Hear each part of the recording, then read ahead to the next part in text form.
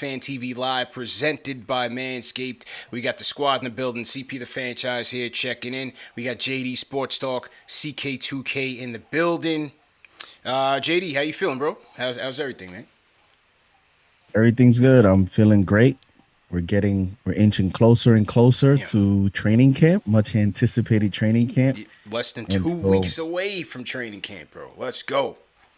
yes, and hey, today's Wednesday, so hoping the Giants pull off a victory tomorrow. Yeah. Oh yeah, we got something to talk about later. We'll close the show on that note, man. But we'll stick to hoops right now. We'll stick to hoops right now. I'm excited about hoops. Yeah. It's amazing that my basketball team keeps my blood pressure a lot lower than my football team these days. But it is what it is, man. CK, what's good, man? What's good on the West Coast, man? How you feeling, bro? Man, everything is good over here. Been enjoying this little off season, but ready to get back to work and grind away. Like you said, 2 weeks away, man. 2 weeks. I'm excited. Let's go. Let's go, man. And I think the internet and basketball Twitter is very excited because now you're starting to see like some outlandish takes. You're starting to see some crazy news getting thrown about. But nevertheless, let's react to it all, man. We're gonna cover a lot of different news topics today, and then also we'll go through our fan mailbag segment. We took a couple questions from our fans on Twitter that we'll answer. As usual, phone lines are up for the people in the chat. 657-383-1509 is the number to call, or you can hit us up on the KnicksFanTV Discord. All right, fellas, so real quick, item number one. The ESPN Eastern Conference projections have been released. And they've got the Knicks in 7th place, man. 44-38 is their projected record for the Knicks. 7th place. That puts us in the play-in tournament, along with the Hornets, the Bulls, and the Pacers. Very, very interesting, man. CK, I'll go with you first, man. What do you think about these projections, and where do you have the Knicks slotted? To be real, I wasn't in as much of an uproar as everyone else. Yeah. I know, we're excited about the change with the team, and we're definitely going to go in a high. Probably we're going to go in a better direction this year, even though we had a great season last year. Mm-hmm. But I wasn't upset with it. I wasn't too upset with it because I feel like that second tier where I'm putting us in. Maybe that's premature, but I'm going to put us in that second tier. I feel like it is. It's going to be such a toss-up this year because I feel like the entire East got better. So with how I'm feeling, I'm not ready to make a prediction yet, but I'm feeling more of a 46, 47 range win range. So that's what I'm looking at. But I'm not entirely as upset as everybody else at this 44. Not right now. Again, it's way too early. I'm not too crazy about it, but like I've been saying, I don't think we're gonna be in the play-in this year. I think we'll have a nice safe spot yet again. I'm just not sure where that's going to be just yet because it's going to be a toss-up. It's going to be a dogfight for sure, right? Yep. JD, I said 46. You sticking with the 50 burger? Are you still with the 50 piece? Yeah, JD hit us with the 50-piece nuggets while you were gone, CK. While you on hiatus, JD, he jumped out the window quick, fast, and in a hurry on us. He went with the 50 burger. JD, are you sticking with it? How are you feeling right now? I'm sticking with it. He's with it. Okay, all right. But it's funny how it happened because I didn't think it would have so much, it would cause, so many people to actually support the prediction. You had a bunch of phone calls. We had that run of phone callers and they all were saying 50. So I think I have no choice but to stick to it now. The 44 wins, I actually think it's a good thing. I mean, we talked about ESPN and the mainstream media and how many times we went into a season thinking we were going to be, a certain way. And then ESPN had us way lower, even last year, right? Mm-hmm. So I actually look at it as a positive that ESPN is projecting the Knicks to win 44 games in an 82-game season. Like they're projecting the Knicks to be a top 8 seed. Mm-hmm. So that's a start, right? So if 44 wins is what mainstream has us going like as the floor, hey, you're at 46, 47 CP, I'm at 50. I think anything over that would be a great story. It should be a great story. And it would be a continuation on us having a great season last year. In terms of where I believe that they were projected against everyone else above them, I have a 50 burger. So I guess if you're looking at the standings, that would have them at fourth seed. You know, the Heat are 49 right now. They would be the fourth seed. So if I'm going 50-51 wins, that would be, you know, contending versus the Sixers for the third seed, which is where I honestly have the Knicks contending. I don't know that they'll Ooh. get there. Okay. I have them Okay. contending. And this is All right. here's why. All right. Here's Let's why. go. Let's go. Here's why. Number one, when you look at who they have them against, right? For example, let's go with the Sixers. The Sixers to me are a wild card for the Knicks to get there. To me, they're the wild card because if they keep Simmons, then to me, yes, they are a contender to get 50 wins. They might be that third seed because although everybody's down on Simmons, the fact of the matter is he has made it work with the Sixers during the season. The playoffs and the season are two different seasons. So it does not mean that, you know, they'll get to where they want to get because Simmons stays. It just means that for the season, they'll probably be another 50-51 win team, which would be competition to the Knicks. After the Sixers, which is pending what they do with Simmons, I know everybody's on the Heat, and I'm not saying that they won't be great. But when you look at that roster, you know, their best players are much older players between Jimmy Butler and Kyle Lowry. And we talk about the Knicks having questions with Kemba Walker and Derrick Rose and Mitch Robinson in terms of players that will be, you know, question marks about their health for 82 games. Guess what? The Heat have those same questions.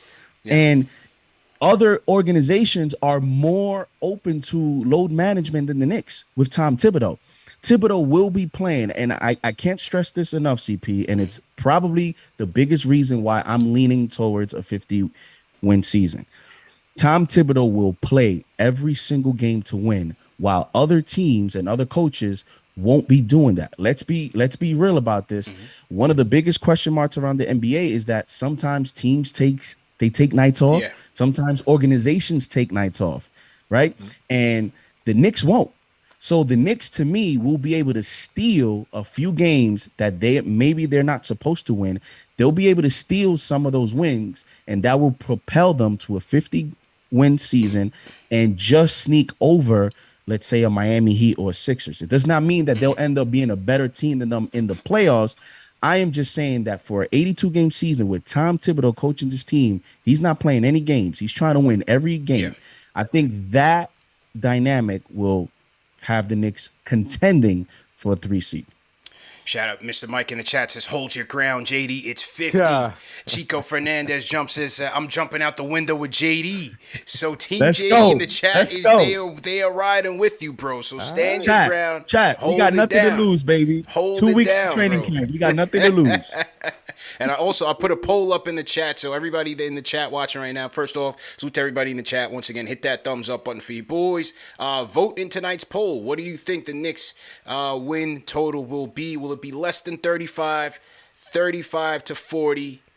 What do I think I put? I can't even read it now. 40 to 45 or over 45. So vote in the chat, and we'll read the winner before the show's over. I'm with you, JD, in that Tibbs is going to be coaching and win. And you know he's going to have these guys playing hard. Amen. I think Randall's going to still maintain his, 36 minutes a night on average like he did last year, damn near leading the league.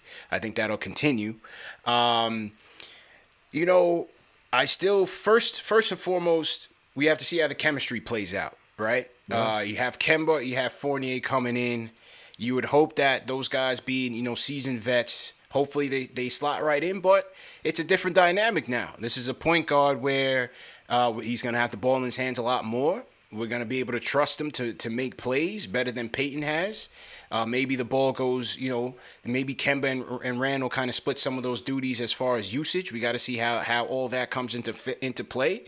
I also have to see how the perimeter defense changes with the addition of Kemba Walker. How does the pick and roll defense change? How does Fournier's defense hold up? I think those things have to be taken into consideration. Yeah. I'm gonna go with. I did say 46 wins either way, so I think 46 wins should get them around 6, maybe even 5. Right? They have the Hawks. ESPN has the Hawks at 47 and 35. They got the Celtics at 45 and 37. Knicks at 44 and 38. So they're all right there jumbled up together. My order, I'm going to go with the Nets 1. I'll go Bucks 2. You see how you paused? Yeah, You see how you paused? Exactly. That's because exactly what I'm saying. if After that, you don't know. It's so Yeah. many things that can happen. Yeah, tier 2. If Simmons is saying that he's not showing up to training camp, he's out of there. So I can't put the Sixers up there in third just, because just looking at the rest of the roster. I just can't do that. So I'm still gonna put respect on their name, but I'm gonna drop them down to fifth. I'm gonna put the Hawks in third, unfortunately. Yep, that's what I got too. Right? Yep. I'm gonna put the Hawks in third. Yep. Now fourth. This is where it gets fun. This is where it gets fun. I'll put the Sixers fourth. I don't know who they're going to get for him. I just don't know who they're going to get for him. We'll talk about that later, but I'll put them in fourth for right now. Fifth, I'll put the Heat in there, unfortunately.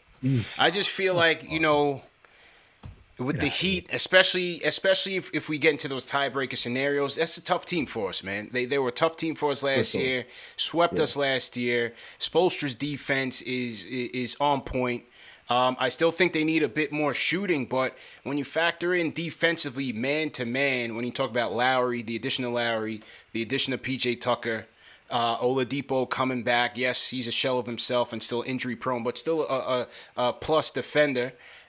You have Bam out there, you have Jimmy Butler out there. That's a nice defensive squad. Even just going head up on man. Now you add in the Spoelstra dynamics, and these guys are trapping the pick and roll. They're throwing zone at you. They're blitzing coverages. They throw a lot of different things that really fluster the Knicks, and it's a tough matchup for us. So I still think that'll continue. And if it comes down to tiebreakers, I'm gonna put the Heat over us, just a smidge. But then I'm going to put us in sixth.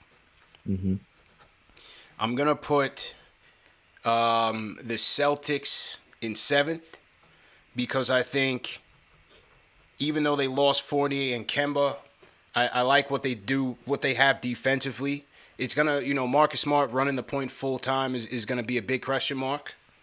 But adding Josh Richardson, adding Horford, you have Williams taking another step. He was a beast. That kid came on strong last year. Don't forget, new regime and coach. Udoka. You have a defensive-minded head coach in Udoka. Yeah. And with Tatum, superstar, and Brown taking another year of maturity.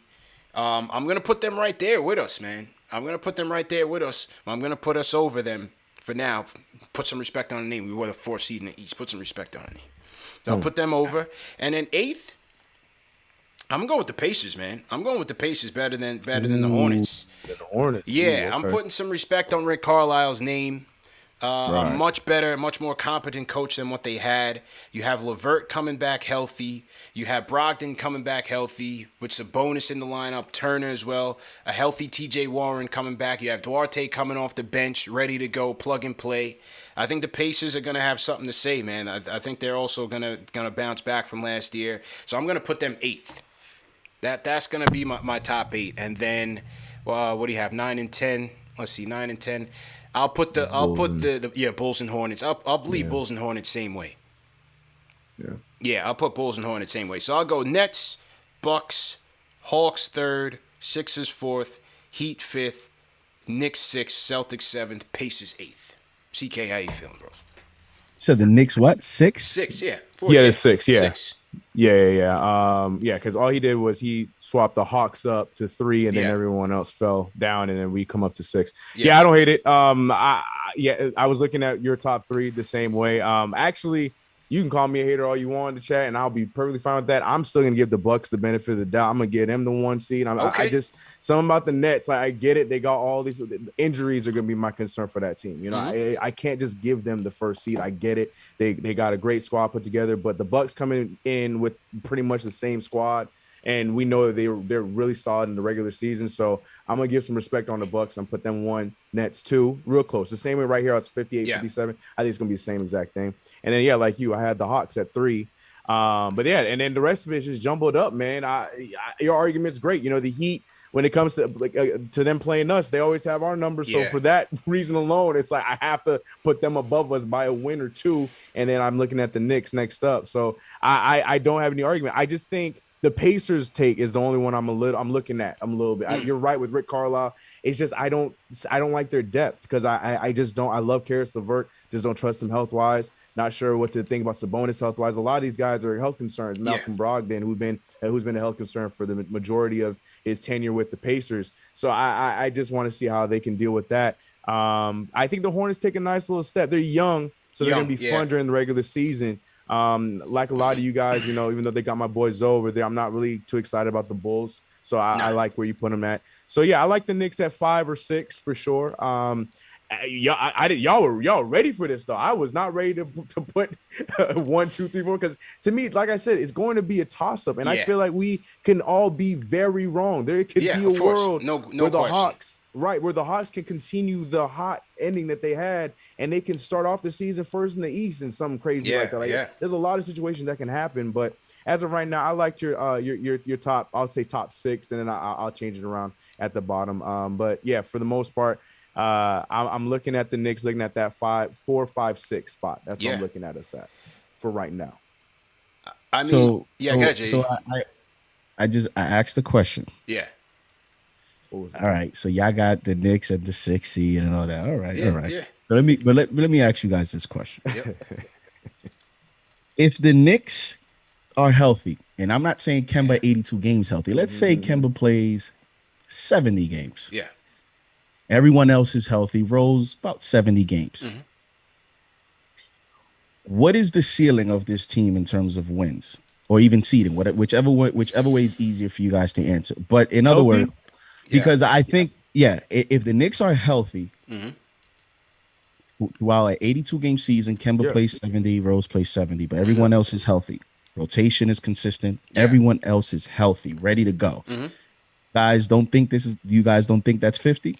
Yeah, I do because of see this is how I'm looking at it. I'm looking at the Nets and the Bucks in the top tier, right? They're in a class by themselves. Yeah, correct. That's not even. Yep. That's with the whole uncertainty with Philly, I gotta put the Hawks, Philly, the Heat, the Knicks, and even the Celtics in that second tier because I just don't know what Philly's gonna be looking like once they trade Simmons. Right, so even if you take Philly out of as a wild card, I still like the Hawks, the Heat, the Knicks, and even the Celtics. I see a lot of parity there. So with all things considered, I don't think 4th or even 3rd is out of the realm of possibility if everybody's healthy and they gel, chemistry comes together. I don't think it's out of the possibility. I don't think it's out of the realm of possibility. Yeah, if everyone's healthy, find me the window. If like you're saying, we get 70 out of Kemba, 70 out of Rose, find me that window. I'm gonna be right behind you, bro. That's definitely a 50-win season, no doubt in my mind.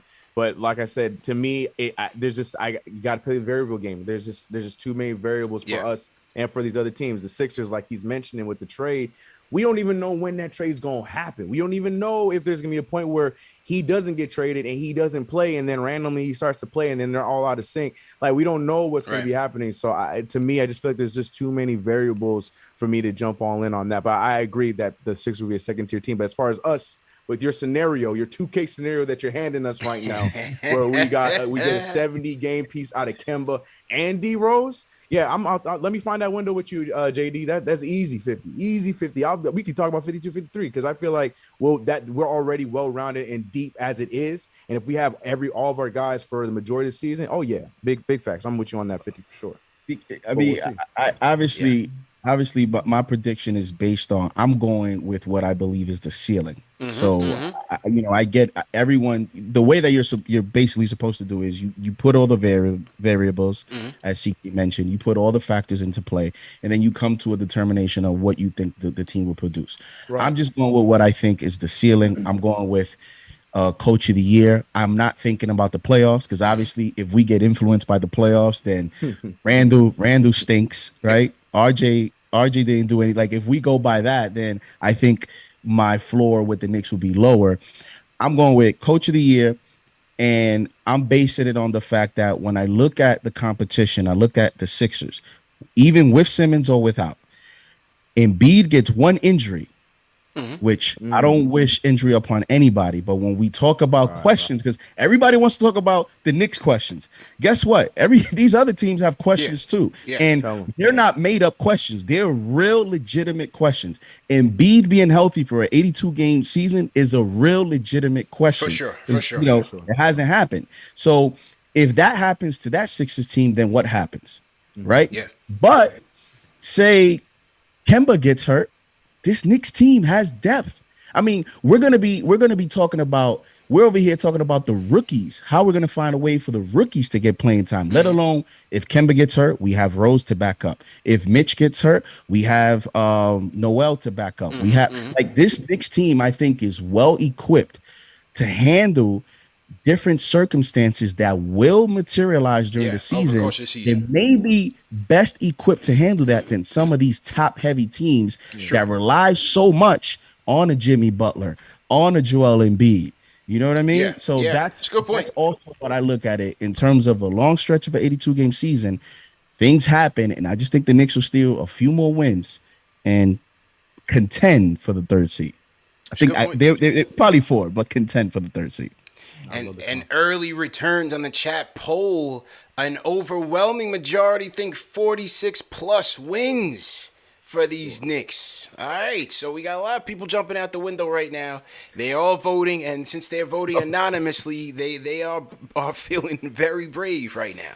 All right, I see a couple tomatoes in the chat for me and you, CK. They're saying we don't we lack in faith. But I mean, come on, people. Look, I put 26 wins last year, so I gave y'all 20 plus. I'm with the people this year, man. I said 46. So let's see what happens, man. I feel confident my 47. Yeah, absolutely. All right, Icewater, you up first, man. What's going on? Icewater from Brooklyn wants to jump in. Icewater, how you feeling, man? Hey, what's going on? What's good, bro? Yeah, first, right, the ESPN rankings. Why does anybody even listen to ESPN? I mean, we really don't. This is really just for conversation purposes. You know what I'm saying? ESPN is just notoriously wrong. Yeah. I mean, anybody that puts Michael Jordan as the greatest college basketball player of all time you don't even listen to those people. That was ridiculous. But I agree with a lot of what you guys have been saying about the Knicks. I don't think the Knicks is going to be 7th. I said before the last time that I was on, I expect the Knicks to contend for the Eastern Conference Finals. That's just my feeling. Yeah. Based on the team that we have. I'm looking at 50 wins, anywhere between 50 and 55. And I'm just going on past history. Okay. And this other thing, I want to ask you guys. Yeah. I heard somebody say earlier that the East has gotten better. Can somebody? Where has the East gotten better at? I don't. Yeah. Did the Nets get better? I think so. Not really. I think they've added more depth. I think they've added more depth with Patty Mills, with James Johnson. I think they have.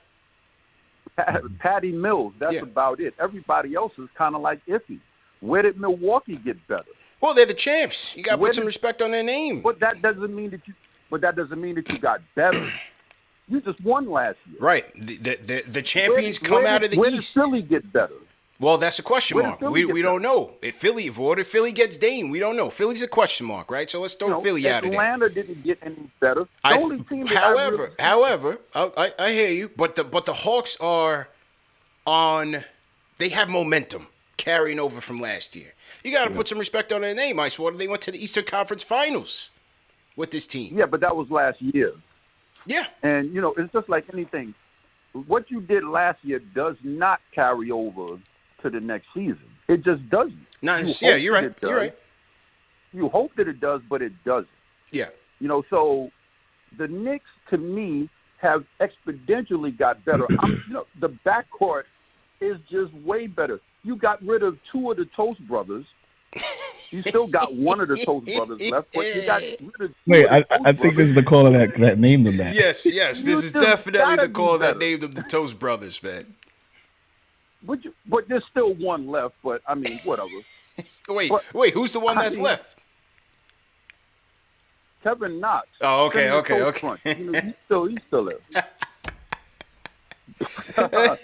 But I'm just saying, with Kemba and Evan Fournier, you have upgraded the backcourt significantly. Yeah. So whatever you lost on defense, you've gained a ton on offense. I just see why. I don't see why the Knicks shouldn't be the third seed. I just don't see why. All and right. I don't see why we can't win between 50 and 55 wins. So, all right. So he's with JD, man. Ice Water definitely appreciate the call, man. The Toast Brothers. French Toast. Oh, wow, for that, man. Yeah. Looks like they're gonna be testy tonight, CP. Yeah, no, well, good. That's why we come on, man. We don't want boring callers. Ice Water definitely brings the heat, so we definitely appreciate the call. Look, I look at this Nets team. I felt like from the draft to free agency, I thought they done well based on what they're working with. I thought they did well. The Bucks are the champs. You got to put some respect on their name. They brought back Portis. I forgot the other additions that they made. They made some smaller free agency additions, but you got to put some respect on their name. Philly's a wild card. I thought the Heat got better, especially defensively. You know, is Lowry an upgrade over Dragic? Yes. Yes. You had a PJ Tucker, world champ, 3-and-D player. Definitely improves their defense for sure. We'll see what Oladipo gives them. That was a midseason acquisition. I still think the Hawks are riding a wave, man. They're coming in with chemistry. Yes. It doesn't mean that they'll be able to repeat that. Just look at the Miami Heat, perfect example. They went from the NBA Finals in the bubble to getting waxed in as a 2-7 seed. Yeah. I think the Celtics, I think defensively they've gotten better. We'll see what happens on the offensive side. I'm not so sure. I think we've upgraded. I think Charlotte's gotten better. You had second-year LaMelo, CK. You add Hayward with Rozier. They got Oubre. They drafted my guy from UConn. Miles Bridges took a step. P.J. Washington. I think the Hornets look good. Bulls obviously upgraded their starting five. Their bench is weak. Yeah. And I think the Pacers, you know, if they didn't make crazy moves in the offseason, but I just think them coming together healthy, I think they'll be better than last year. The Nets definitely, I mean, I don't know what the Nets definitely got better. I mean, 100%. They upgraded from Landry Shamet to a champion and consistent shooter. Landry Shamet is a good shooter, but he's not necessarily a consistent shooter. Yeah. With Patty Mills. They added LaMarcus Aldridge is coming back, right? So let's see what he gives you. Paul Millsap, a veteran. Yep. Now, I know that, you know, there's questions about what he has left in the tank, but at the same time, what he was asked to do in Denver is not what he's going to be asked to do in Brooklyn. He's just probably going to play a few minutes, just be insurance policy. Yeah. And Blake was a nice fit. He was rejuvenated as a role player with the Nets. You're looking at year 2, you know, and they're going to start off fresh.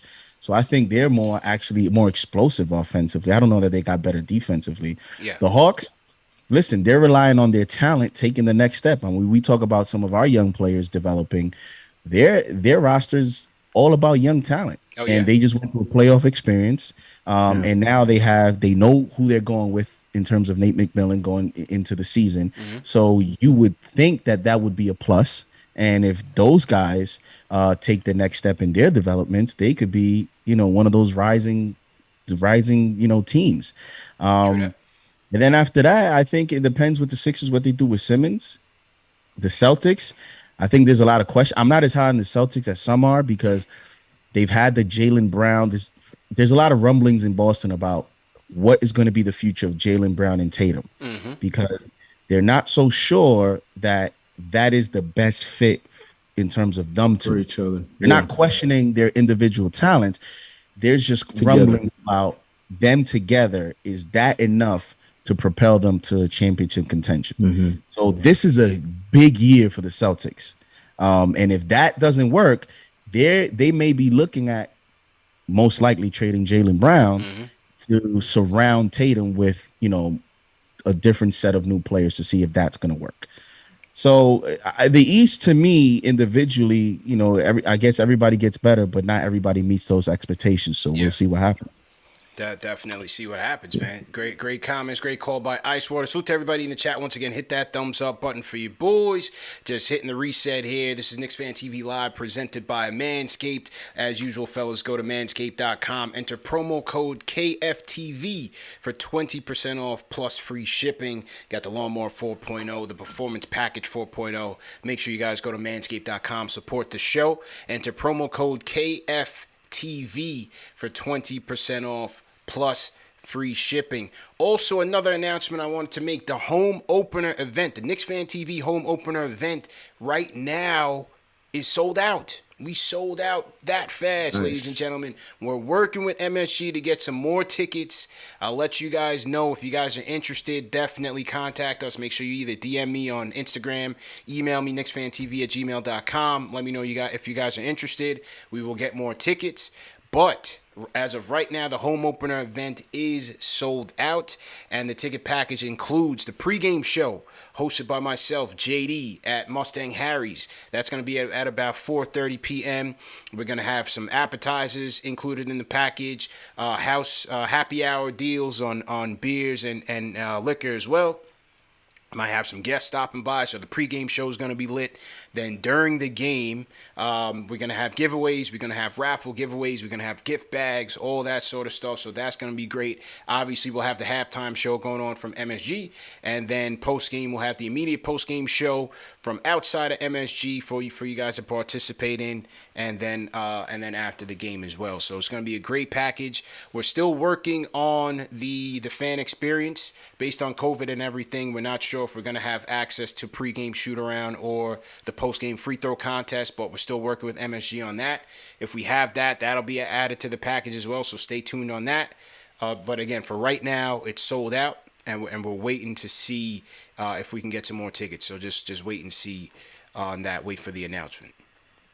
What a way to start the season, TP. Yeah. I mean, Knicks Fan TV is giving you a pregame show. Everything. They're giving you a pregame show way before the game. So the anticipation to build to the game, you're going to have a nice pregame show to kind of get you more excited. Then we're going to have the halftime, the postgame at the Garden, get a little bit of the vibes, the energy, the atmosphere, and then the real postgame on the channel. Yeah, man. I mean, we end-to-end coverage, JD. That's what it's about, man. End-to-end coverage is what we're about, man. So it's going to be a good event. Looking forward to it. We are almost a month away from the first game of the season, so it's crazy. All right, here we go. So I'm going to tell you guys what happened. So as I was collecting the questions for the fan mailbag, there was a guy named Joe from Staten Island who said he wanted to smoke with Jay from Florida. So as a promoter, I cannot deny the smoke. So the Smokecast, the Battle of the Fans, has to ensue because I'm a man of the people. I want to give the people what they want. And right now, we got both guys on the line right now. So I'm gonna let these fighters out of their cage and let them have at it. Come on, let me know so I got some popcorn, CP. Come on, man. Yeah. So first and foremost, let's let Joel from Staten Island in here. Joel, how you feeling, man? I'm good, Joe. What's up? What's up, man? I mean, do you want to smoke with Jay from Florida or what, man? What's going on? I want all the smoke. Bro. Man, I'm ready. Bro. All right, this is what we're here for, man. This is what we're here for. So without further ado, Knicks Fan TV for the fans, by the fans. For the fans, by the fans, man. You know the vibes. Talk to 'em. You know the vibes. I know the vibes, bro. And on the line, weighing in, I don't know his weight, but he's checking in from somewhere in Florida. He goes by the name of Debbie Downer. They throw tomatoes at him in the chat, but he's here for all of it. Yeah. Jay from Florida, Big ladies and Debbie gentlemen. Downer. Jay, what's going on, bro? I'm 6'5", said 295. D, 6'5", 295. 6'5", 295. I'm like a D lineman. Okay, all right, no problem. Well, fellas, you know the rules, man. Yeah. This is a family show. Just remember that. Let's keep it clean, keep it peaceful.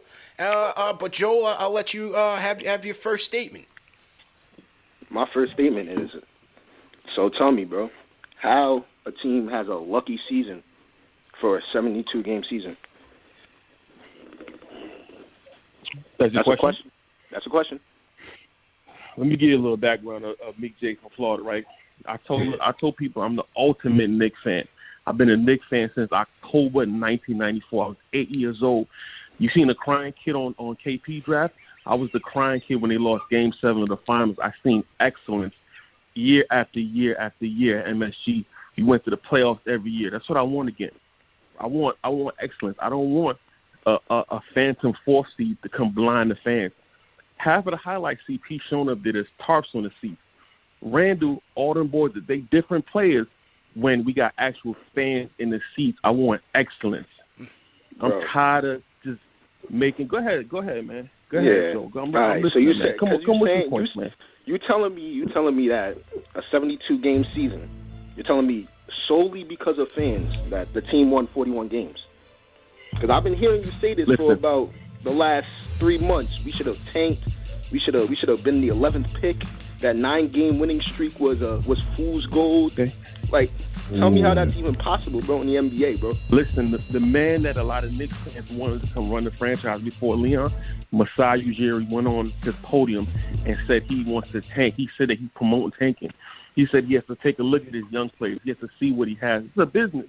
You can't win anything in the NBA without prime time talent. The fourth seed is fool's gold, right? We got Kemba Cool. We got D Rose. They both in their 30s. We still need a point guard. We still need a point guard. We just drafted two.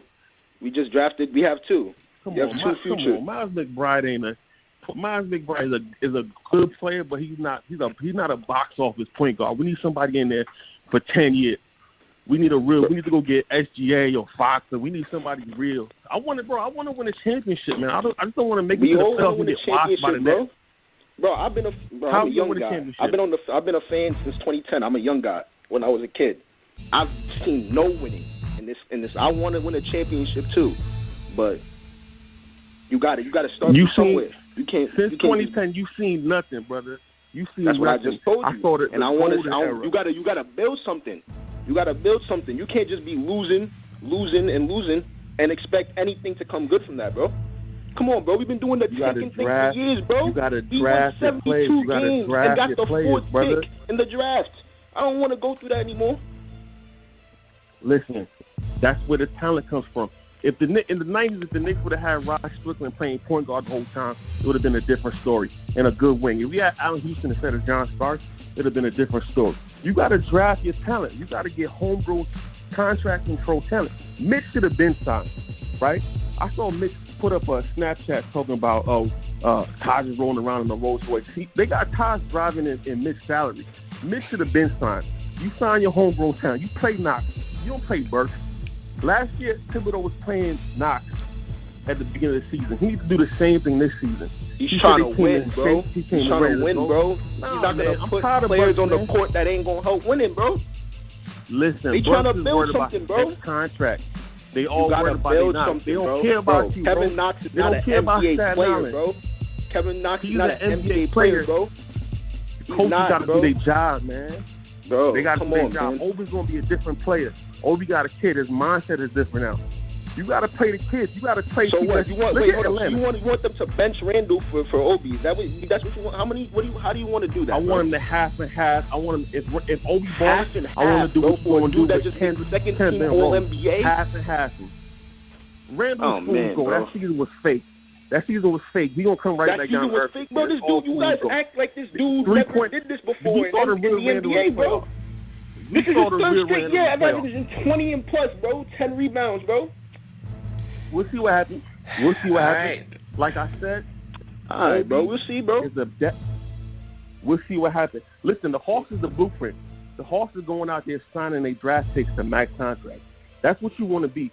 They got 10 years. We got RJ right here, bro. You guys act like there were 4 rotational players who were draft picks of ours, bro. In the rotation, bro. 2 in the start lineup, 2 coming off the bench, bro. But they also had a bunch of veterans around them. Danilo Gallinari, that's a veteran. Tim don't want to play the kids, that's man. A veteran. I'm not worried about the veterans. Bogdanovich is one veteran. You got Collins. You got Gallinari is one veteran too. Clint Capella. Who else? There's Lou Williams is in the rotation as well. You can't just make a team of all young guys, Williams bro. Don't matter, man. Lou Williams don't matter, man. You know who Lou Williams He's don't a matter. backup point guard on their team, bro. He was playing in the series, bro. They gonna leap us. The Celtics is back with their new coach. The Celtics is not leaving the Knicks, bro. I guarantee you, bro. I'm guaranteeing it right now on this call, the Knicks is winning 50 games. Oh, okay. 50 games. Come on. I'm guaranteeing it, Max bro. 42. I'm going with ESPN. Bro, Max I'm guaranteeing. Bro, I'm guaranteeing. Max.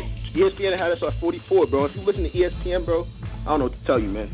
All right, fellas. All right, 42 wins. Good battle. Touch gloves. We're gonna put both callers on mute right now. They kept it clean. They kept it clean. Fellas, CK and JD, who do we think won here? JD, I'll start with you, man. What do you think? Yeah, what you got, JD? You know who I think won. He said the Knicks gonna win 50. You just went to 50 gigs. I gotta stick to it, man. I mean, he made some good points. He pointed out the veterans on the Hawks. I get what he's saying. The Knicks, we've gone through enough pain. Listen, you've mentioned yourself a lot of times. You've also agreed with Jay from Florida, so we got to give him that. Right. Times that he brings up some legitimate stuff. The way that he wants to build is not necessarily the wrong way. I just think that in today's NBA, it's just a balanced attack. You have to do a little bit of everything because it's just too difficult. When you look at Giannis, the Bucks won. Giannis wasn't like Jay always wants to tank, right? He wants to get a top 5 pick. Was Giannis a top 5 pick? No, I believe he was about 14 and 17. Yeah, 13? 15 or something like that. Whatever it was, 15. Yeah, but it wasn't a top 5 pick. Was Devin Booker a top 5 pick? Book was 14, I believe. No, he wasn't. Yeah, he wasn't. Right? So that's what I'm saying. Like, you look at some of these top players, Kawhi Leonard. Was Kawhi Leonard a top 5 pick? Was Paul George a top 5 pick? They weren't top 5 picks. You know what I mean? How many times are you going to get LeBron at number 1? I think. Well, yeah, the Toronto thing was okay. Go ahead. Keep going. You know what I'm saying? Kyrie was a number 1 pick. Yeah, but he won a championship with who? With LeBron. Yeah. Other than that, there's been questions about him leading a team. Ben Simmons. What pick was Ben Simmons? And what is the talk now? So what I'm saying is, it's just too difficult, CP, to just say, oh, you have to get a top 3 pick and you're automatically. I mean, we all wanted Zion, but let's see what happens with Zion, right? I mean, he's so great. Can the Pelicans go to the playoffs this year, please? Can they go to the playoffs so that we can start validating a lot of what we believe Zion can become? Mm-hmm. I'm just saying all these points are just to illustrate that, yes, you want the highest pick, but in today's NBA, you just don't know, CP. It's just too difficult. I mean, you look at the way that the Warriors built that championship, right? It's easy to say now, but they had to get Draymond Green in the second round. Look at the way they hit on Clay. Look at the way they hit on Curry, which he should have been a Knick. Yeah. But if you look at Harrison Barnes, like you look at all their draft picks, Barnes, Curry, Thompson, Green, and even Festus Ezeli, which was a Warriors pick. None of them were top 5 picks. Yep. You know what I mean? So what you really need is you need a top-notch draft department, and you need a smart front office that's able to spend the right way and build assets so that you're equipped to either make a big trade or continue to build through the draft. And that's all. I mean, if Trae Young doesn't take this leap in the playoffs, who knows what the expectations are for the Hawks going into next season? Yeah. You know what I mean? So, and that's what we hope in RJ. Maybe RJ is the guy that takes that next step. Doesn't have to be super duper superstar. But if he takes that next step, guess what? The Knicks will be talked about next year as that next, team that's ready to make that maybe championship step, with a few other additions. So that's a good point. That's all I'm saying. Before I get to CK, so to everybody in the chat, who won the Battle of the Fans? We had an impromptu surprise Battle of the Fans between Joel from Staten Island, Jay from Florida. The poll is up in the chat right now, or leave some comments in the chat. What do you guys think? Hit that like button. Let's get those likes up. Let's get to over 500 likes. Let's break the YouTube algorithm. We just had a classic battle on our hands. And let's get those likes up, man. CK, go ahead with your points. I'm going to step away for 2 seconds. Go ahead, CK. Yeah, man. Okay, so I gotta say, man, shout out to Jay. Jay came in there like the vet. You know, he went into this fight like Mayweather. You know, he was on the defensive. He let Joel, throw the swings. You know, hit the uppercuts. You see, he was feeling them out. You know, I was feeling Jay's perspective.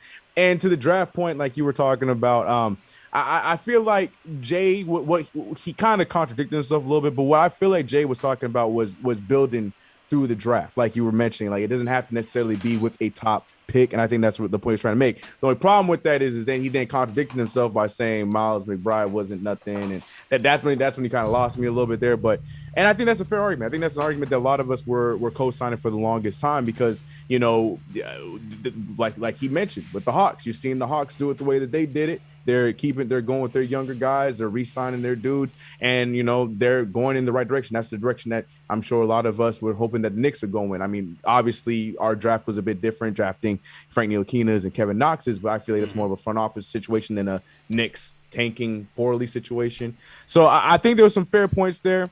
I gotta be real with you. Joel was taking a lot of good swings, but none of them were connecting in my eyes. I think Jay, I know that the chat's not feeling it. But I feel like Jay had a lot of counters for a lot of the things that Joel was bringing to him. Though I don't agree with a lot of the things that Jay says. To me, this is a win going with by Jay. Jay. Interesting. I gotta go with Jay. Okay, so sorry, we have Joe. Love what you brought, do I Joe, need to break the tie? Wow, that's pressure right now. And real quick, it all ties in together because I get what he's saying in terms of building through the draft, and it doesn't have to be a top 5 pick.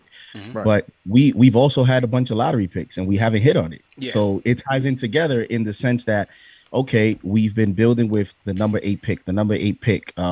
We've had all these top picks. Let's see what happens with Obi. It ties in together in that you still need a strong draft department. So it doesn't matter. Thank you. I was just gonna say that's right. You still need, because we've been bad for how long, and we've been around the lottery. Yep. So we've been in positions to build a good team. It's not like we've been having the 15th pick every year. You know what I mean? Like over the past few years, we talked about how we haven't been, we've kind of taken a step back because of some of these previous lottery picks haven't panned out, and how that actually pushes back your franchise. Yep. If those picks would have panned out, the team may be a little bit more advanced at this point. So that's why I think it's a balanced attack. Yeah. Jay's points are right, and some of the things that the other caller said are also correct. But you're also going Joel because he said 50 wins. So you going Joel. That's the only reason why. All right, so you going Joel. CK's going Jay. Yeah, I'm with Jay. Man, I can't punt on my own show, but I'll say this. Both fighters had good points. Right. There have been times when I have agreed with Jay from Florida, especially my frustration. We went through the 17-win season before getting RJ, and it's tough, man, because you just feel like without that game changer, without that superstar, that dynamo, you're never going to go anywhere.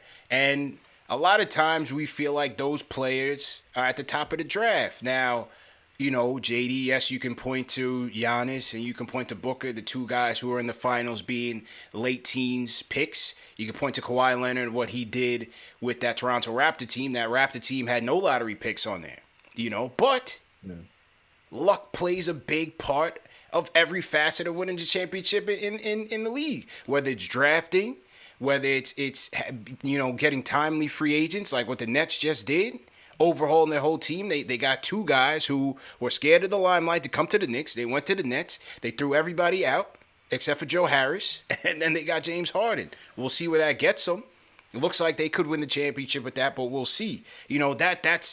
That's not an orthodox way of building a team. To me, a lot of that has luck to plays into that. For me, yes, the Raptors won that chip without lottery picks and so on and so forth, but they also got lucky that Kevin Durant tore his Achilles and that Clay tore his ACL. Those guys healthy, yeah, they would have made it a competitive series as they did, but I don't think they're winning it. You know what I'm saying? I don't think they're winning it. LeBron, generational talent. Those guys come around once every, 10 years, if that? The game changes. The guys that could build a team on his own. A team changer like that.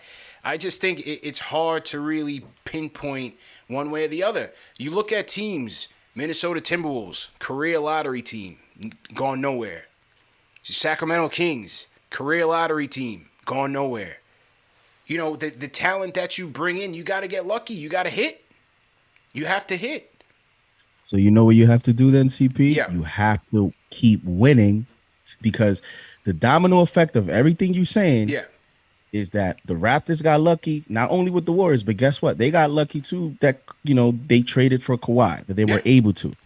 They were in position to be able to make that transaction, right? A lot of people give Pat Riley all this credit. Guess what? You know who LeBron still has a relationship with today? Not Pat Riley. It's Dwayne Wade. It's Chris Bosh. Yeah. So it wasn't that Pat Riley made this magic. It was more so that LeBron James just decided to team up with friends. That's where the luck comes into play. But you have to put yourself in a position to have an argument, to be lucky. You have to create your own luck. And the way you create your own luck is the Knicks continue to be in that position. And who knows? People talk about maybe Donovan Mitchell in 2 years, maybe Bradley Beal next year, maybe Zach LaVine. I mean, if you look at these ESPN projections and the way that you were laying out your standings, guess what? That means there's going to be questions to be answered in Chicago and Washington, because Washington is not even on that list. And the Bulls, we have barely making it. And guess who's incoming free agents? Zach LaVine and Bradley Beal. You think if the Knicks are trash next year that they're even going to think about coming to the Knicks? No way. No. So to me, winning plays a part. Winning plays a part. Right. It's a percentage game. It's a probability game. And the more you look to build a balanced team, right, and try to draft for value like a Grimes, like a McBride, while you're still winning, the higher the probability that either a star demands a trade to your team or a future free agency just says, you know what, I'm going to the Knicks. There's no chance to me of that happening if you're just in the bottom of the barrel and you're just praying that you hit on a draft pick. Yeah, I agree. I agree with that. And I think you know, Joel mentioned the Hawks, and look at what they did. Well, first and foremost, they got a great talent, a superstar on the rise in Trae Young, in a draft where you could look at that Trae Young and Luka Doncic trade, and I'm not sure that there's a more even draft day trade than that. You know, Vince and Anton Jameson. Vince turned out to have a better career. Just thinking off the top of my head, a couple. Penny and Weber. If Penny was healthy, I think he would have had every bit of a good career, if not better, than Chris Webber. I think they both would have ended up in the Hall of Fame. Congrats to C. Webb for making it, though. Those are just a couple that come to my head. But that Luka trade deal, you know, turned out to be fairly even. But what the Hawks did last year was they went all in trying to, you know, surround him with a supporting cast of veterans, to Joel's point, to help him win. And it got him all the way to the Eastern Conference Finals. They brought in Bogdanovich, Gallinari, Lou Williams, Capella. Who else did they have? I mean, that was the majority of the supporting cast. Gallinari. Yeah, I said Gallinari. You know, they were able to surround him with those vets. Knicks did the same thing. Now, the question is our number 3 pick, can he take it to the next level? Can he be that Trae level, you know, 20-point a night, all-star caliber player? Then you're cooking. You know what I'm saying? Then you're cooking. So I say that to say there's no one way to do it. But I'm going to lean with my guy Joe from Staten Island, man. I'm going to lean with my guy Joe from Staten Island because in putting it in Knicks terms right now, I think the way that they've built this team to stay competitive, bringing in quality vets to help them win games will, like JD said, will appeal to others on the outside looking in, but also it'll keep the roster flexible if they need to make a sign and trade. Is it LaVine? Is it the Spider down the road? Is it Zion? I don't want him here, but some of you guys like Zion. I'm just saying, them type of players, I think they can still keep the roster flexible and make a couple flips because they have a lot of assets still. So I think the Knicks are in a good position to build that way. So I'm going to lean with Joe. No offense to Jay from Florida. That's my guy. That's my brethren. We rock the Jamaican flag together. I do agree with Jay on some points because you do need that top-heavy talent, but I think you can get it in different ways, especially now, the way teams are building. And when I look at the future of the NBA, outside of LeBron and KD who are getting older, would you say that there's a player that you know for a shadow of a doubt that you would fear in the playoffs? Like that has the KD effect, that has the Kobe effect, that has the LeBron effect. Like is Luka that player to you? I know he won a championship and 100% respect. Uh, is Giannis that player to you if he still is not able to develop a outside shot? I know he was dominant when it came down to it, but Yeah. if he would have played some of these other teams healthy, the Nets healthy, the Lakers, like, do you think that would still happen? I mean, I don't know. Like when you look at the future, the immediate future of the NBA, I don't know that there's a superstar that's. I mean, as of right now, that I would be like, man, we have no shot, like I did when we played those Miami Heat teams or any Yeah. LeBron team. Yeah. In his prime. I don't think right now there isn't that player. There's a lot of players that the NBA is hoping can carry that torch. I think I guess the easiest answer right now would be Giannis, but I honestly It's still KD wouldn't for me, fear bro. Giannis. It's still Yeah. KD. It's still KD. Yeah, for but me, KD is And like it's what, also 30, 32, 33. So I'm saying Right. like, Yeah. 2 years from now, he's a little later, older. I don't see a player that I would really fear. Yeah. You're Right, saying and it's also is it because that a lot of these teams generational are by talent? committee now. Yeah. A lot of these right, teams are by committee. Like, you're. To JD's point, you're right. I mean, obviously, like CB was just gonna say, like KD is the guy, but to JD's point, a lot of these dudes that by themselves, you're right. There's not that guy that when they come together, like, man, he gonna kill us and then we gonna lose. No, there's that. We don't have that anymore. But it's by committee because now all these teams got 2 or 3 of them. So I think we look at it a lot differently now because a lot of these guys are coming together in the same example of the Nets. And we'll see in the future, if these other guys, like you mentioned with Zion, if he ends up leaving the Pelicans and goes to join up with somebody else. I know a lot of Knicks fans are hoping it's with us and RJ Barrett and stuff like that. But I think that's just what the wave is going to be until we get that next up. I mean, we don't know. We just had our latest draft. We don't know if Cade is going to be that guy. We don't know if Jalen Green is going to be that guy. But yeah, to your point, you're right. Outside of this past generation, even though it's coming to the end, unfortunately soon, you're right. I don't know who's that guy to look at because I don't see any of these guys right now as that by themselves. To be honest, right. That's all my point is that now when you look at the future, I'm seeing some Currys in there, some KD, some bro. I said outside of those, this coming. I'm looking 2 years down the road. Right, I And get what these you mean. guys that you guys are mentioning are going to be 35, 36.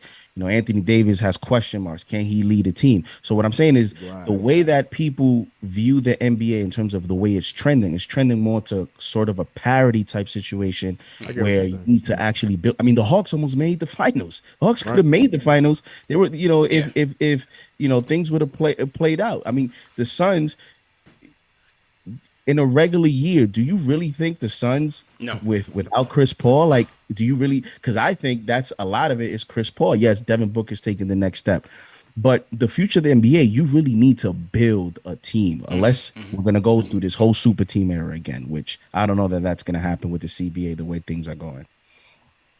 It's fair points, man. Let me get a call in here, and then we'll go to our mailbag. I gotta go to my guy, Lord Scientist, bro. First off, who won the battle? If you tuned in for the battle, who won the battle? And then go ahead with your question, bro. All right. Who won the battle? First, salute, CK, my dude, CK2K. Salute, JD. Listen, Team 50 ball. But yeah, CP. Check this out. Yeah. I would have to go with my man Joe.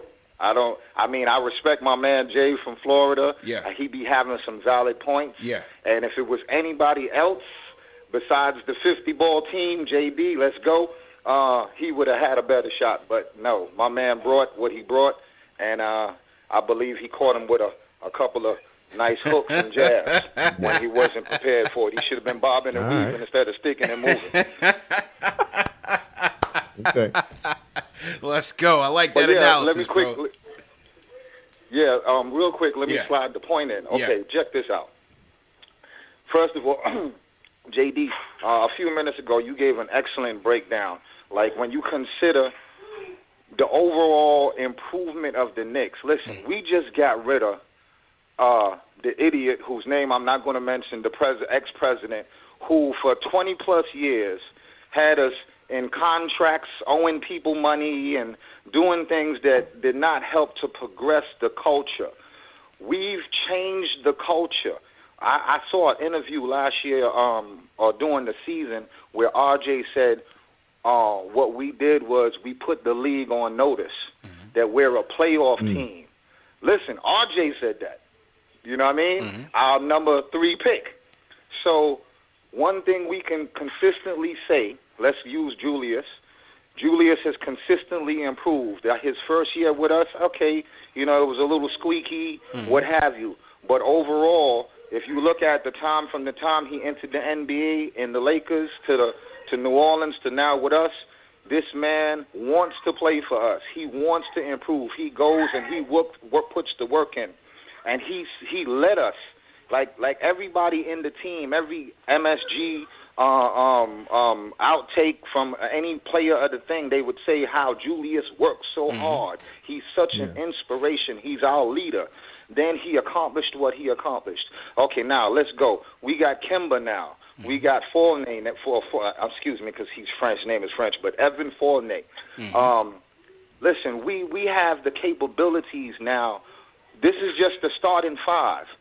Nobody can really just say, okay, when you look, we're going to worry about Kemba's knees, but still, we have the ability, like I said last time, to move the ball. Defense is going to respect Kemba coming and breaking it down. They're going to collapse. You're going to have to. He has wing players. Evan going to hit the 3. RJ can hit the 3. Julius. Listen, pick and roll. Mitch to the basket. Gotham lobs. This is our starting 5. We ain't even getting into the bench. Our bench is best. Just give me the top 4 teams in the East whose bench can really mess with the Knicks. And this is why the 50 ball is like right in our face. He's with it. Because of our bench alone. And I'm out. Let's go. I ain't got no more. Salute. Lord Scientist. First he drops the fight analysis, and then he's rolling with JD and Team 50. It's good points, though. Right. It's good points. Very, very good points, man. Shout out my guy, Lord Scientist. Came with the fire. All right, we're going to close with Angel, but fellas, let's run through these mailbag questions real quick. Salute to everybody who submitted some questions. Definitely appreciate that. We get some appropriate tunes here. All right, fellas. Here is mailbag question number 1, and it's coming from my guy DFS. He says, out of Miami, the Bulls, Celtics, Hawks, who gives the Knicks the biggest competition next season? CK, what are you thinking, man? It's a close tie between Miami and the Hawks. I'm never not going to have the Miami Heat giving the Knicks competition because that's just what they do. They can win, 3 games a season, and all 3 of them could be against the Knicks because they just always come prepared against us. But also got to give some love to the Hawks because it's going to be fun this year. But, it's a tie between Miami and Atlanta for me. JD, what are you thinking, bro? I'm gonna go with the Hawks over the Heat. I think I would rank it Hawks, Heat, Celtics, Bulls.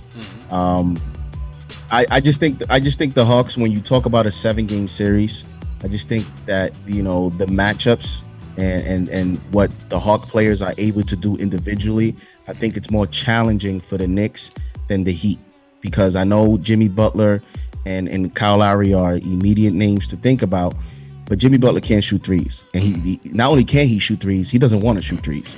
So to me, in a 7-game series with Tom Thibodeau on the other side, that's easier to defend than defending Trae Young, DeAndre Hunter, Kevin Huerter, Lou Williams, Danilo Gallinari. Like, there's so much more individual talent in Atlanta, and the rivalry that's brewing. I know we've had the rivalry with Miami in the past, but there's more immediate kind of hype and anticipation. Right. Hawks are coming off a successful postseason, and guess what? Julius Randle has some of these Hawks things in his mind that he has to clear up with that, the way that they defended him and stuff. So I think there's just more immediate competition with the Hawks than the Heat. You know what? I think since both of you guys mentioned the Hawks, I'll go the other way. I'll go with the Heat, and from a regular season standpoint. I'm talking about regular season standpoint because I think the Hawks will finish with a better record than the Knicks. I think they'll finish higher. And I think the Knicks, the Heat, Celtics. I think those guys are going to be jockeying for 5 through 7. And I put the Heat up there because they've just had our number, man. Like I said, last year they swept us. We have no answers for that Heat defense, and it's gonna get even more stifling, man. When you factor in Tucker, you factor in Lowry. We'll see what Oladipo brings them. As you said, JD, 3-point shooting. A couple years ago they were second in the league in 3-point percentage. Last year they finished 19th. I think obviously they still have Duncan Robinson there. Lowry's good to get you a timely 3 there. The 3-point shooting doesn't necessarily scare me. But I think their physicality and their defense is something that I think will slow down the Knicks. And so I just feel like they will be jockeying for position in the East. And so I'm going to put them as the biggest competition. I still think we could see the Hawks in the regular season. We swept them in the regular season last year. Obviously, it's a much better team. But I'm going to put the Hawks up there in that top 3. I'm just going to put them up there in that top 3, pushing Philadelphia down. And I think 5, 6, 7...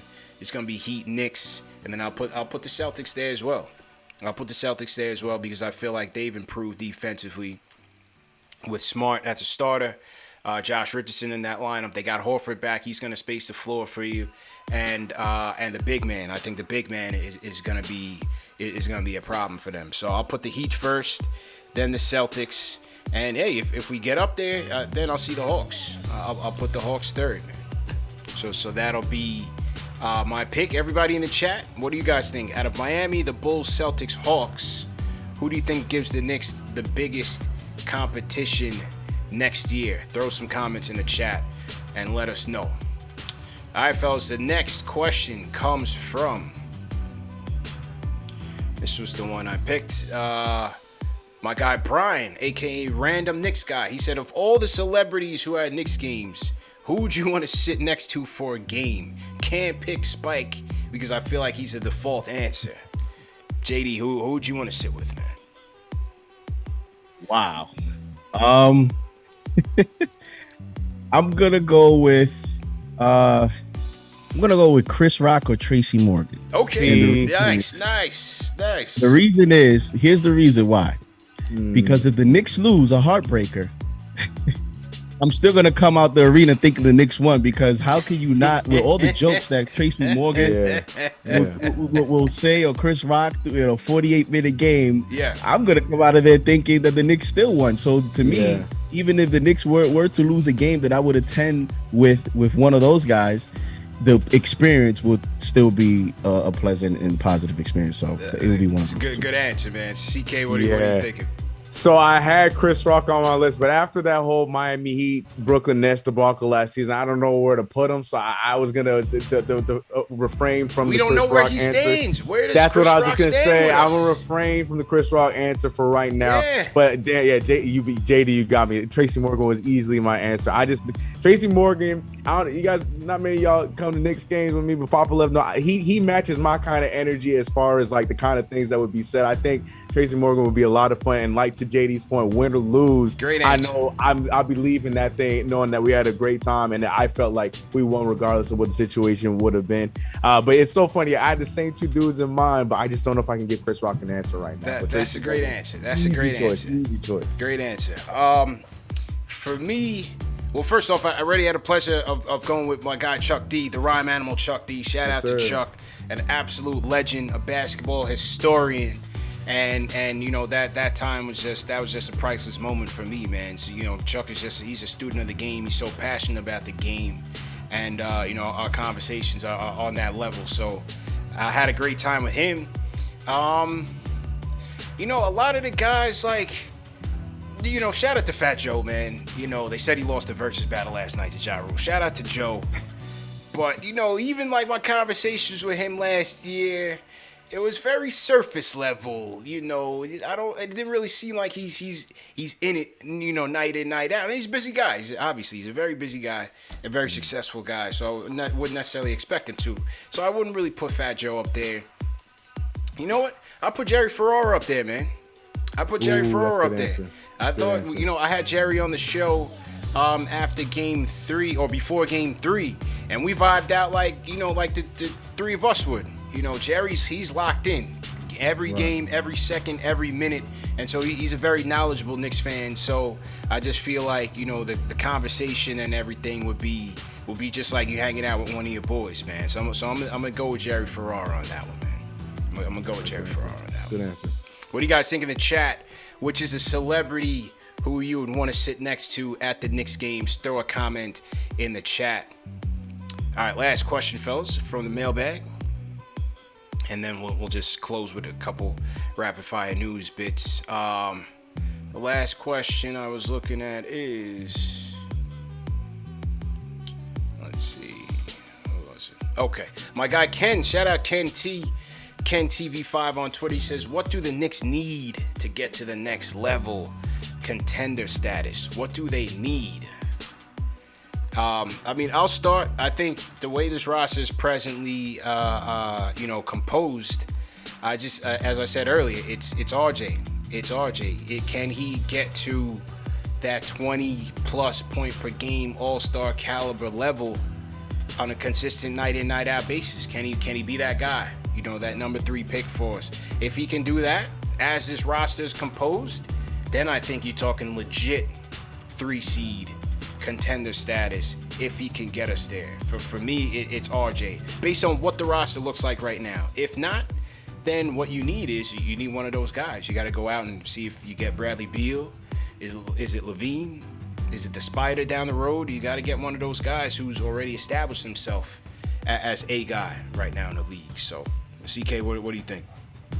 2 words: health and time. Health for sure, because you never know what we're gonna get, because we have a nice put together team. I feel like we keep all talking about the depth of this team, but health is always the big thing we're looking at, and time in multiple ways. Time being what these young guys that we got in the draft, like, are they somebody that we are actually going to be looking at down the road that are going to be big factors for the Knicks?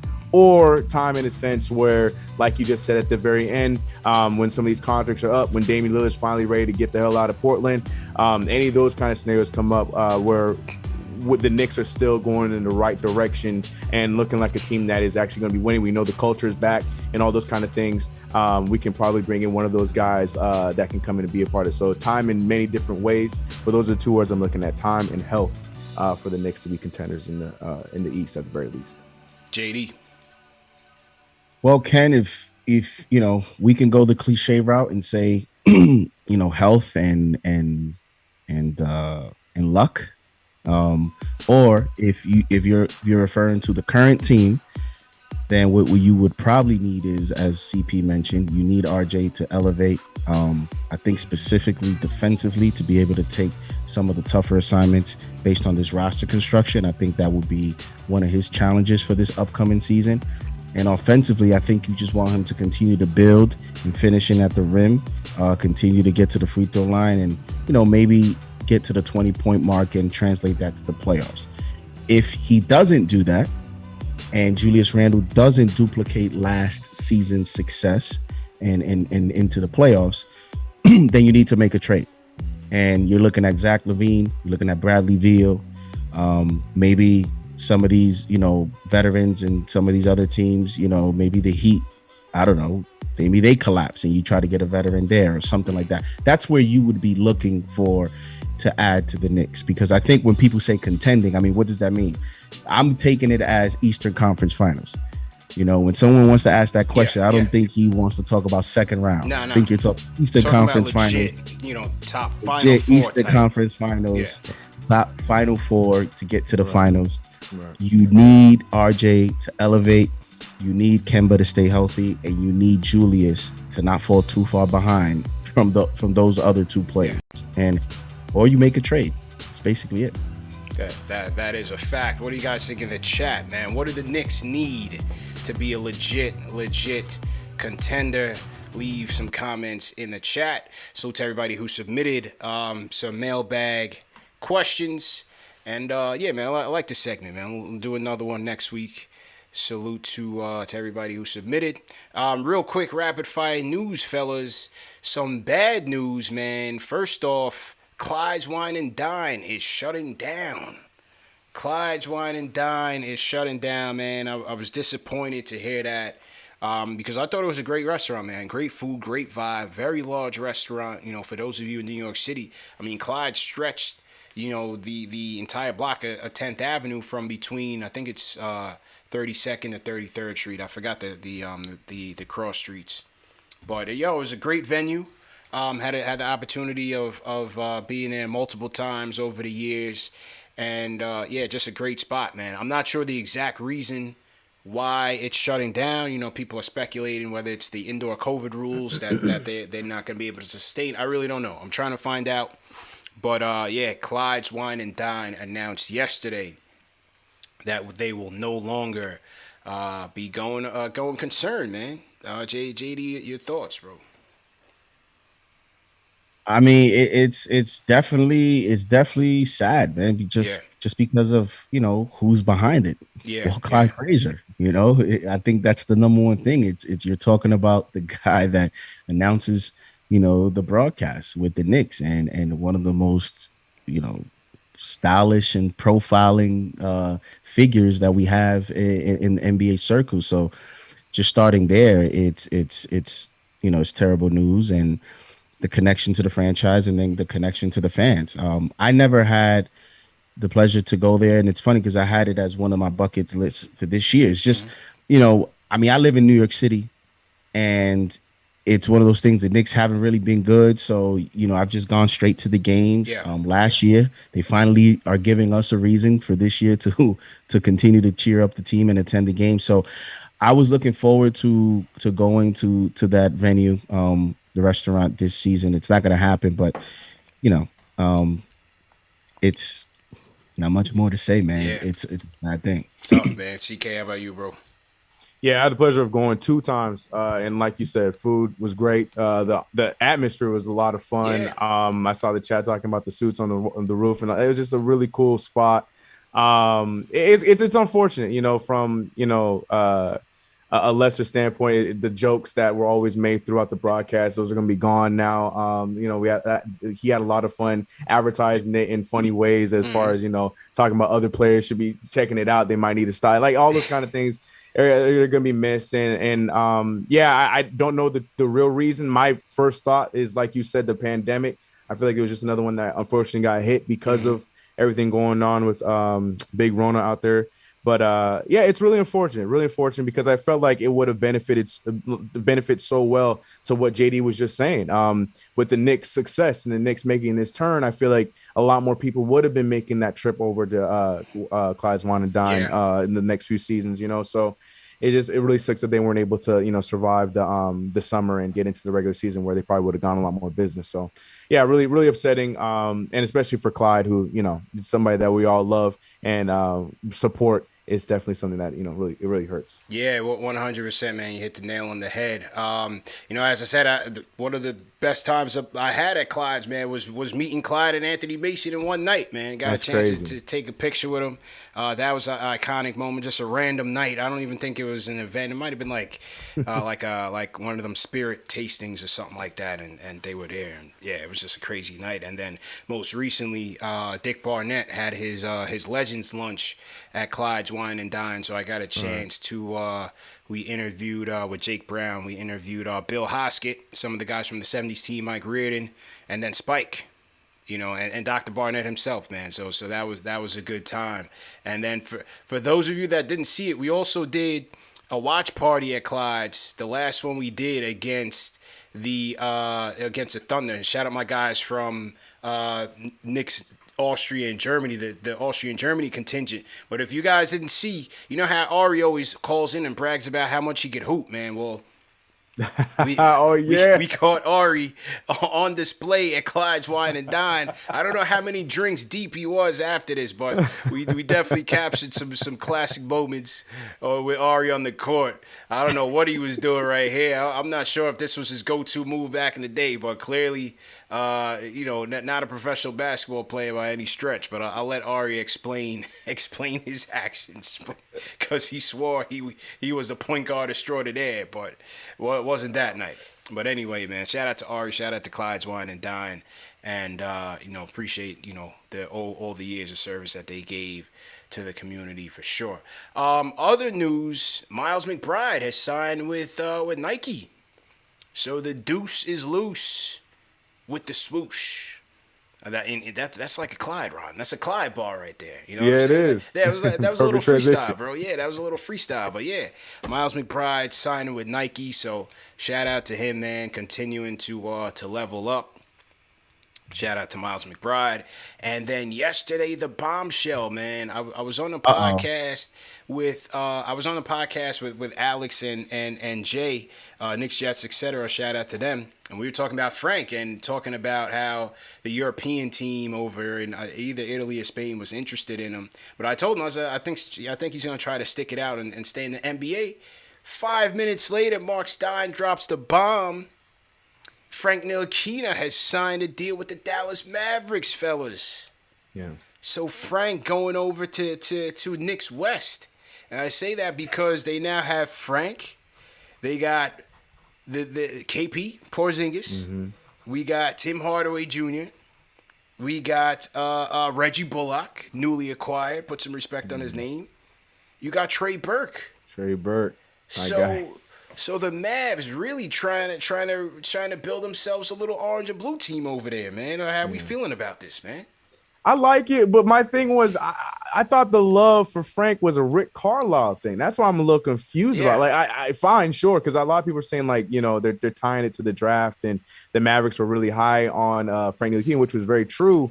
But it was predominantly a lot that had to do with Rick Carlisle. So now that he's not there, I just hope Frank is not putting himself in this another situation that he's been in with the Knicks, where he's getting put into all these regimes that don't know what to do with them or not gonna want to do much with them. I feel like that's what's being set up here with the Mavericks again. But like you said, I'm happy for the kid. Glad he's getting a chance with the Knicks and sorry, the Mavericks. You see how I slipped up there?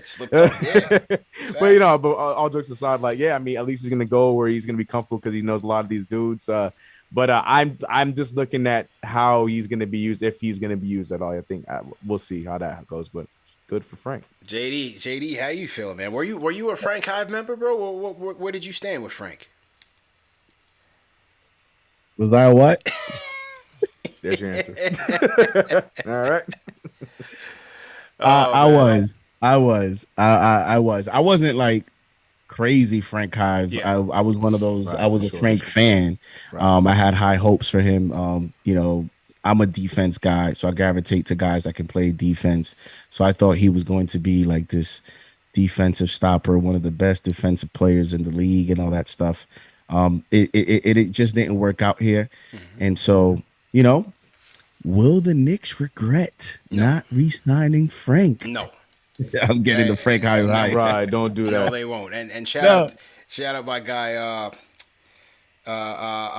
Moke Hamilton. For he wrote a little piece in Basketball News saying that Frank's lack of development was an indictment on the Knicks, and I'm just like, give me a break, man. You got to have actual talent before you can talk about the lack of development. Frank just wasn't that good here. I was a member of the Frank Hive. I'm just keeping it a buck. He just wasn't that good, and I don't even think, from what people are saying, I don't even think this is a full contract. I think this is a training camp contract. Because I think they already have 15 people on the contract. Mm-hmm. Listen, I'll say this like I said, I just, as a straight up Frank, I was a Frank fan. It wasn't a good sign when, he went through the off season. And, you and I saw that report, CP, where there was interest in him, overseas.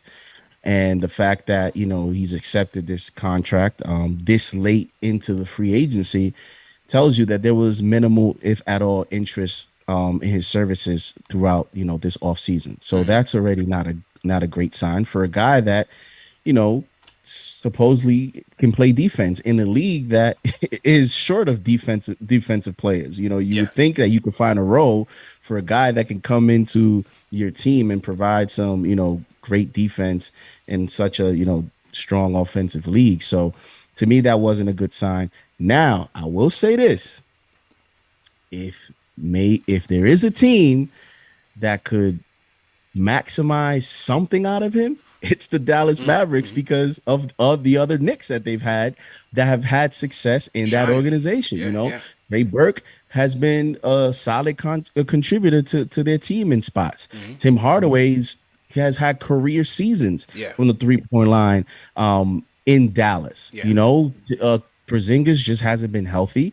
Now they have Reggie Bullock. Let's see where that goes. So I'm sure Mark Cuban looked at that track record of former Knicks coming to our team and having, you know, some sort of a better or rejuvenation, whatever you want to call it. And they said, let's see if we can get something out of Take a flyer Frank. on So, him. other than that, I don't see what else, you know, is there to look at, you know, with Frank at this Luka, point. man. Yeah, Luka going to benefit the most from this, man. You saw when Frank got scrappy with Luka that time at yeah, MSG, Luka man. going to benefit from this because now he has him in practice, so he going that's as best as it's going to be. So now he can play Frank in practice all the time, and he can get better. I don't know. I'm just trying to stir the pot there. That's for the Frank Hive. Trying to do something. That's for, well, the Frank Hive is baby. alive and well for now, and we'll see what happens in Dallas, man. All right, let's close the show. Angel from Philly. Angel, first off, who won the battle between Joe from Shaolin and Jay from Florida? Who won the battle, man? Yo, what's good, CP? How you doing, what's bro? Good, bro? Before I tell you who won, I gotta say what's up to my guy JD. Yep. Sports was good, bro. My guy CK2K was good, bro. How you feeling? Smooth. What's up, bro? All right, so I'm gonna go with Joel. It was like kind of, I don't know. I gotta go with him because I'm gonna get to my points on why I think Jay from Florida lost, right? So I just hate having that loser's mentality, man. When you really look at the last 20 years of the Knicks draft picks, right? I mean, just check this out, right? First of all, we had Jordan Hill, Iman Shumpert, Frank Ntilikina, all right? They're all garbage, all right? Kevin Knox, what has Kevin Knox done? Cleanthony Early, what did he do? Porzingis had one good year, and what is he doing now? We got Gallinari, who is okay, you know, but he's not with us anymore. Then you got Wilson Chandler. I mean, how many draft picks did we have, and we didn't have any luck at all when it comes to the draft? And then you having this loser's mentality. Look at how many teams had that same mentality. Look at Phoenix before they got Chris Paul. They were god-awful until they got Chris Paul. You look at the Cavaliers before they got, besides LeBron and Kyrie. How many times have they been in the lottery? And they still haven't done anything, and they're still going to suck. You look at teams like the Kings. Look at how many high draft picks the Sacramento Kings had, and they still haven't done anything. Look at Detroit.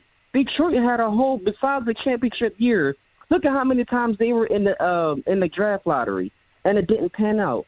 Look at the Timberwolves. How many draft picks have they had?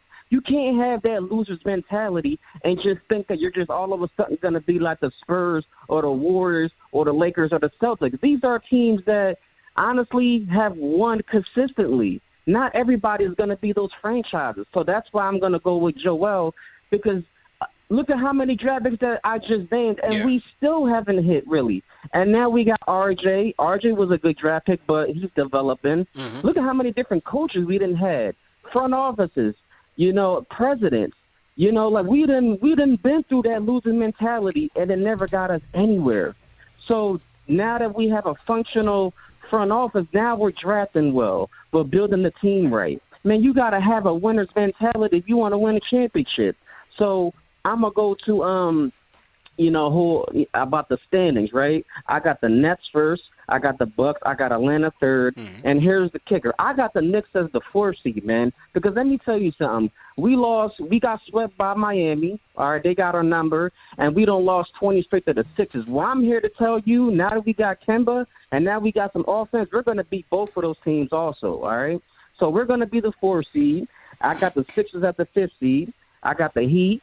And then I got Boston, and I got the Bulls, man. Y'all got to have that mentality, man. And just like JD, when I told you, hey, don't go from 49, go to 50, brother, I had to convince you to get, you know what I mean, for us winning 50 games, we going to get 50 wins, man, because when you look at this team right now, ain't nobody expect us to do what we did, right? We play hard, we play deep because we built it the right way, and I think we're only going to get better. We won 41 games with Reptile. Elfrid Payton, he is god-awful. He is awful, bro. We won 41 games without having a legit point guard. So if you want some motivation on why we going to win 50 games, then I'm going to give you motivation, right?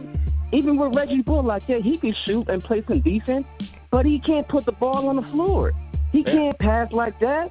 You feel me? And then, you know, when you look at how we built our team this year, come on, man, like, who has a better bench than us right now?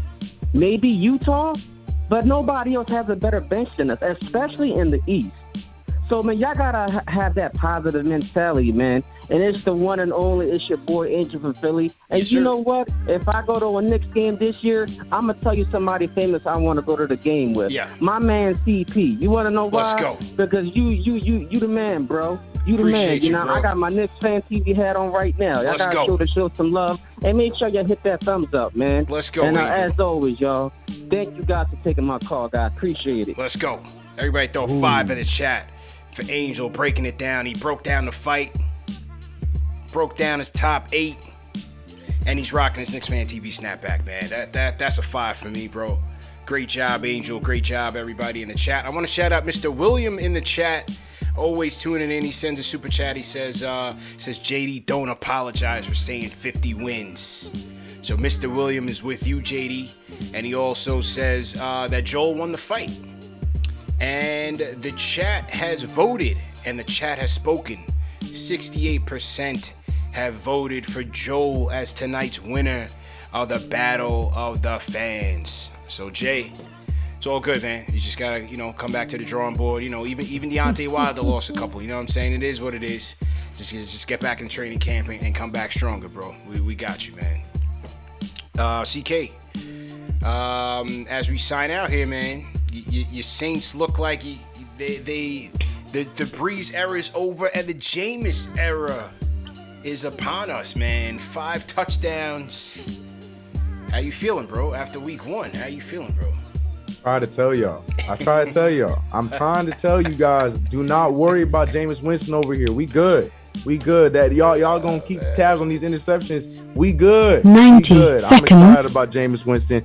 Most touchdowns of every quarterback this weekend against the Packers. I'm feeling good, man. I'm feeling very good, bro. I've been saying it before he took a snap, and I'm gonna keep with it. Jameis Winston, baby. Jameis Winston. Who that? Man, speaking of the Packers, I got Aaron Rodgers as my quarterback in fantasy. Oh, damn. Sorry about that, bro. Got me negative points. It was abysmal, man. And insult to injury, I had Jameis as the backup, dropped him trying to do too much in my waiver wire GM, lost him this morning, couldn't get him back. Oh, no, bro. Yeah. There you go. Yeah. There you go. Yeah, man. I'm too cheap with the salary cap money, man. I never learn, and I always lose out on players, man. JD, main event tomorrow. As I told you in Smelk, it always happens. We staring at 0-2 in the face, and then by week 3, we trying to figure out scenarios that could keep us in this thing. It's ridiculous, bro. Here we go again. They got Heineke at quarterback, Washington, and I'm still not confident that we're gonna win this game, bro. Give me something good, man. What can I leave my hat on to say this is why we can win this game, bro? All right. Daniel Jones is 4-0 against the Redskins. The Washington no names. Okay. So he's 4-0 against them, so we can lean on that to start out. And the Giants have individually just dominated that matchup, in terms of all the other NFC East teams in recent memory. So that's another thing to lean on. The third thing is the quarterback. Yes, the Giants do have question marks, but so do Washington at this point. Ryan Fitzpatrick was their starter. He got hurt. Now Taylor Heineke will be, the eventual starter. And he's not, what you would call a top-tier quarterback. So the Giants defense, which was supposed to be an elite defense, and I don't know what Giants defense showed up in week 1. Oh. They have no choice. They better show up tomorrow. And that's what I'm banking on. And if they do, the Giants defense that was supposed to be advertised, if that defense shows up, I think the Giants win tomorrow. The Washington, they're coming off a home loss. So both teams are 0-1. So, both teams are going to come in fighting. They understand what it means. This is a division game. Division games are not easy. The Giants are in a tough spot here because of the whole management of Kadarius Toney, their first-round pick. What type of snaps is Saquon Barkley going to get in a short week? Don't look like he's playing. And I didn't think he was going to play either. Honestly, I didn't think they were going to play him. I mean, I think he'll play tomorrow. I just don't know how many snaps he's going to get in terms of I need this. All right, so bench him. All right, cool. Yeah, CK's got him on the fantasy, man. Keep going. All right, There's a lot of implications on this panel right now. I wouldn't say bench him, but listen, Daniel Jones has pressure. Joe Judge is starting to feel some heat. I mean, this Giants fan base, everybody's upset, man. This team needs to show some type of pulse. They need to show improvement. Yeah. I do think they win tomorrow, but I'm not saying that so confidently. I just look at the history of the matchup, and I'm just looking at the quarterback of Washington. I think the Giants do just enough, and I think they win 17-13. Oof, I had 17 in my head too, man. I said 17. We'll see. The Giants are never going to score 20 points. So that's the problem. That is the problem, bro. So, with all the weapons, why can we not score? We haven't scored points in like 5 years, bro. But we'll see what happens Sunday, man. Hopefully I'm in a better mood. Well, actually, they play tomorrow, so I'll have some time to recover, win or lose, either way, man. But great show, fellas. JD, go ahead and sign out, man. Let the people know where they can find you, bro. Well, JD Sports Talk on YouTube, JD Sports Talk NY on Twitter. Real quick, let me put some context to this. Y'all keep saying we got swept by the Heat. And we did. We did. But we lost 109-103 when the Knicks were 11-14. And Derrick Rose didn't play that game. Game that Derrick Rose did play, we lost 98-96. Right, lost at the buzzer. RJ missed the layup. I hear you. Yeah, RJ had rough games. I hear you. And then we lost 98-88 in the third matchup. So, third matchup we got washed, bro. Yeah. That game is when all your concerns happen. It really wasn't close. Yeah. Physicality, all that stuff. Yes. Yeah. But, let's see what happens this year. That's it. Fair points, man. Great job, JD. CK, go ahead and close out, mate. As always, you know what it is. Find me everywhere at CK2K. That's Twitter, Instagram, on YouTube. You know what it is. Videos will be back next week. Taking a little bit. I'm enjoying this offseason a little bit as I get some other stuff together. I was glad to be back here tonight, though. A lot of fun talking Knicks. Y'all already jumping out the window with the 50 wins. I don't know if I could join that just yet, but I love the energy. I love the excitement. And I love the fact that we got to talk about my boy Jameis Winston for a few seconds. Jameis Winston, baby. That's all I got. Subscribe, Great job as usual, fellas, man. Great show. And salute to everybody in the chat once again, man. Hit that thumbs up button for your boys. Great show, man. Remember, the show's available in audio podcast format. All of the podcast links for tonight's show will be up on KnicksFanTV.com in just a few minutes. So if you miss it on video, you can catch it in audio podcast format, all the major podcast platforms. So just look out for it. Remember, the show is also presented by Manscaped. Go to manscaped.com, enter promo code KFTV for 20% off plus free shipping. I'll have more announcements on whether or not we get more tickets for the Knicks home opener, but for right now, it is sold out. We sold out, man. So we'll see what happens if we can get some more. I'll come back on live sometime this week and I'll let you guys know, man. All right. So for JD, CK2K, CP's franchise, man, I'm out of here. Great